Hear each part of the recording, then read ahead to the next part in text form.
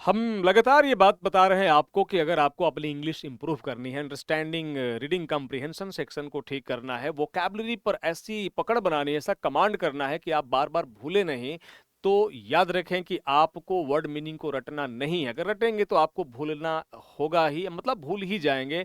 तो चलिए, आज के द हिंदू या आज के न्यूज़पेपर जो वोकैबुलरी है, इसमें बहुत बहुत स्वागत है। और आज पहला वर्ड है इरेलीवेंट। और इरेलीवेंट का मतलब ही होता है कि जो चीज़ों से कनेक्टेड नहीं हो, उसी को इरेलीवेंट कहा जाता है। और ये बना कैसे है? तो रेलिवेंट एक वर्ड है, रेलिवेंट। रेलिवेंट का मतलब होता है जो चीज़ें अप्रोप्रिएट हो, रिलेटेड हो, कंसर्न्ड हो, संबंधित हो, उसको रेलिवेंट कहते हैं, प्रासंगिक कहते हैं। और उसमें हमने अगर जोड़ दिया आई एन, आई एन क्या होता है भाई? आई एन एक नेगेटिव प्रीफिक्स होता है जो किसी वर्ड के ऑपोजिट मीनिंग बनाने के लिए उसमें यूज किया जाता है, जैसे कंप्लीट से इनकम्प्लीट होता है।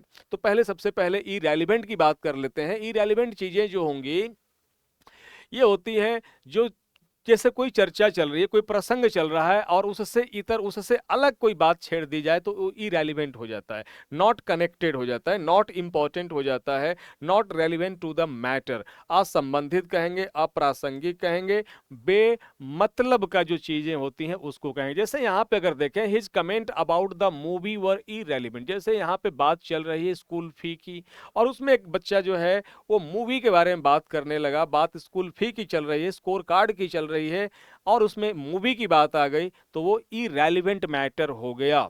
और इसके अगर हम बात सिनोनिम्स की करें, तो रेलिवेंट मतलब अप्रोप्रिएट होता है, रेलिवेंट का मतलब पर्टिनेंट होता है, और इरेलीवेंट का मतलब क्या हो गया? जो पर्टिनेंट नहीं है तो इम्पर्टिनेंट है, अनसुटेबल है, अनरिलेटेड को हम कह देंगे।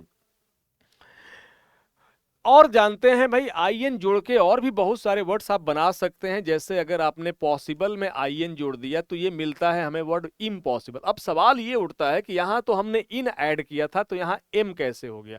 तो याद रखेंगे कि अगर पी वाले वर्ड में आई एन प्रीफिक्स जोड़ेंगे तो आई एन का जो एन है वो एम में चेंज हो जाता है, इम्पॉसिबल, इम्प्रोबेबल हो जाता है। अगर इन को लीगल में जोड़ दिया तो यहाँ एल है, और ये एन जो है एल में चेंज होके डबल एल हो जाता है, एक एल पहले से था।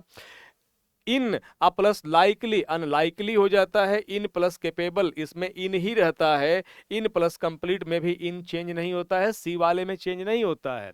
डिपेंडेंट जैसे हमने ले लिया तो इंडिपेंडेंट हो गया, इनसिक्योर हो गया, इनटॉलरेंट हो गया, इन इमैच्योर। देखें यहाँ पे अगर एम आया है तो एम के पहले ये भी एम में चेंज हो जाता है, और इन अकाउंट इनएक्यूरेट इनएक्यूरेट हो जाता है। तो ऐसे अगर हम जैसे वर्ड लेते हैं लिसिट, LICIT, और उसमें अगर IN जोड़ देंगे तो कौन सा वर्ड बनेगा, आप हमें वीडियो के कमेंट बॉक्स में बताएंगे जरूर। अगले वर्ड पे चलते हैं, और अगला वर्ड यूज किया गया है, ये है कंपैरिजन है। और ये बराबर बच्चों को या तैयारी करने वाले लोगों को या आम लाइफ में भी परेशान करते रहता है कि भाई रिपील क्या होता है और रेपेल क्या होता है। रिपील है, जैसे याद करें 5 अगस्त 2019 को जम्मू एंड कश्मीर से आर्टिकल 370 को रिपील किया गया था। तो रिपील करने का मतलब क्या हो गया? अगर ऐसा कोई कानून, कोई धारा जो बहुत अंग्रेजों के जमाने की है, अब रेलिवेंट अगर नहीं है, अब प्रासंगिक नहीं है, तो उसको रिपील कर दिया जाएगा, उसको रद्द कर दिया जाएगा। तो किसी चीज को जैसे यहाँ पे दिखाया गया, कैंसिल कर दिया गया। लॉ था, अंग्रेजों के जमाने का था, अब रेलिवेंट नहीं था, तो उसको क्या कर दिया गया? रद्द कर दिया गया। इसी को रिपील कहा जाएगा। To cancel a law, rule और एक्ट को कैंसिल करना ही रिपील होता है, जिसके लिए आप चाहें तो सिनोनिम में क्वॉस का यूज कर लें। आप एब्रोगेट बहुत यूज होता है, रिवोक का यूज कर लें। रेसिंड एक वर्ड आता है, RESCIND, RESCIND, रेसिंड का यूज कर लें। तो ये तो बात हो गई रिपील को, कि कोई कानून कोई पुराना हो चुका है उसको रद्द करने को, हटाने को, कैंसिल करने को रिपील।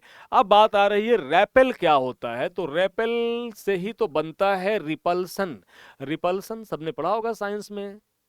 रिपल्सन, रिपल्सिव होता है जो दूर भगाए किसी चीज को, जो दूर करे वही रेपेल करना होता है। To drive away, push back और रेसिस्ट करना। जैसे कोई स्ट्रॉन्ग स्मेल है, ये क्या करती है, इंसेक्ट्स को रेपेल करती है। रेपेल मतलब दूर भगाना, या रेपेल का मतलब डिटेस्ट, नफरत करना भी होता है, घृणा करना भी होता है। Let's move to the next word, और ये है कंपेलिंग। अब ये हिंदू के पेपर में यूज हुआ है, shared by a view shared by other जजेज। तो कंपेलिंग, अगर आपके तर्क कंपेलिंग है, अगर आपका लॉजिक कंपेलिंग है, तो सामने वाले को उसे मानना ही पड़ता है, उससे कन्विंस होना ही पड़ता है। तो अगर आपकी दलील, आपका तर्क, आपकी बातें कंपेलिंग हैं, तो वो कोजेंट हैं, वो परसुएसिव हैं, वो कन्विंसिंग हैं, परसुएसिव हैं, पावरफुल, फोर्सफुल, इन्फ्लुएंसिंग हैं। ये हो जाएंगे सिनोनिम्स। तो कंपेलिंग आर्गुमेंट हो सकता है, कंपेलिंग किसी का कोई तर्क हो सकता है, कंपेलिंग आपकी बात कहने का तरीका हो सकता है, कंपेलिंग।